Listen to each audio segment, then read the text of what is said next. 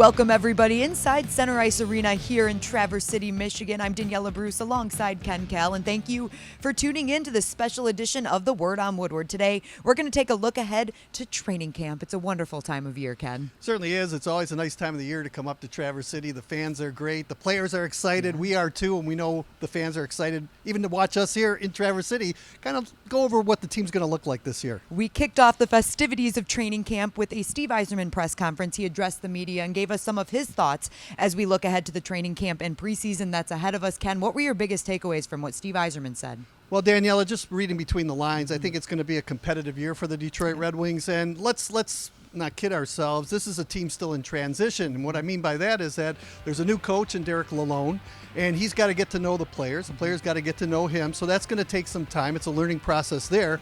Other things are, we saw some great strides from young players last year in Lucas Raymond and Mo Seider.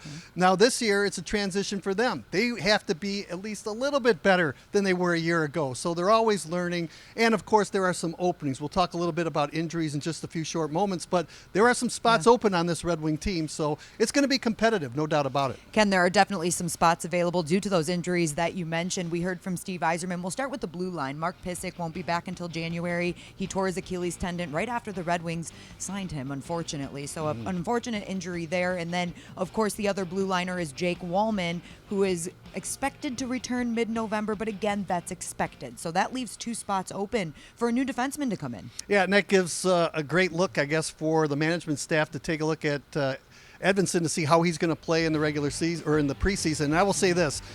The Red Wings are playing, 8 preseason games? He's going to get a good look. That tells me he's going to play in 4, 5, maybe 6 of these preseason games, and he'll play in all different types of situations. If he's ready to go, he should be a Red Wing. If not, he goes to the American League, but that's not a bad thing as well. Right. We've got to emphasize that. It won't be a bad thing for Simon Edvinsson to start in the AHL. Obviously, we were spoiled with Mo Seider, so some expectations might be high, but they're different players. And remember, Mo Seider had that full year in the AHL. And Danielle, keep in mind that Lucas Raymond was in the same situation last year. He was on the bubble as far as making the team or going down to Grand Rapids, but because of injuries up front, he had an opportunity to play, and the way he played, they just couldn't set him down, and he had a terrific year last year. And Ken, there are some injuries up front for the Red Wings to start the season as well. Robbie Fabri tore his ACL last season. He is not expected to return until after the new year. And then Andrew Kopp, which was the shocker for everybody, he did undergo abdominal surgery in the offseason. He will not be taking part in training camp or the preseason, but is expected to go the first week of the season. But like you mentioned, for a young Lucas Raymond, it's an opportunity for another young forward. And I'm not really concerned about Andrew Kopp. He's a veteran. He already knows how to play in the National Hockey League. He's got many good seasons under his belt. And they want to make sure that, they don't take any chances with him, especially with that injury. That's right. And we look at players that might be on the bubble, like Joe Veleno or Jonathan Berggren, maybe to step in and fill those roles. And, hey, maybe they'll have an impact, too, like Lucas Raymond did. And another player to keep an eye on is Philip Sadina, who had made some pretty good strides last year. But, again, he's one of those players I think that are on the bubble and has to earn his ice time and really be a part of this Red Wing team. So they're going to give him every opportunity, but there's some competition there, as you mentioned, amongst all those players, and it's all about competing and earning your ice time. So, Ken, aside from the players that we have talked about here today, who are you going to have your eye on in this year's training camp? Well, I like the young players that we looked at in the prospects tournament, Danielle, especially the goaltenders. And Sebastian Cossa really played well. He allowed 1 goal, I think, in 2 half games played that he participated in.